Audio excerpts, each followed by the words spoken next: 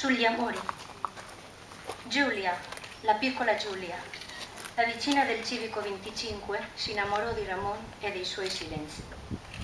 Quei suoi silenzi la maliarono sin dal primo momento in cui lo conobbe, come del resto quella sua espressione misteriosa, fra mista a fragilità e malinconia, disegnatagli sul volto dei silenzi, e quel romantico luccichio impresso nei suoi occhi verdi.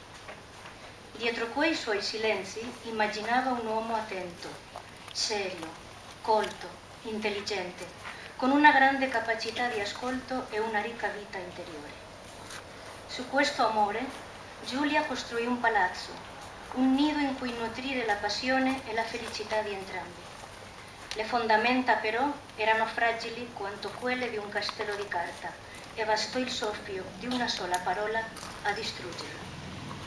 Ramon le giurò che non avrebbe mai più parlato, che l'amava sopra ogni cosa, ma fu tutto inutile. Il danno ormai era stato fatto.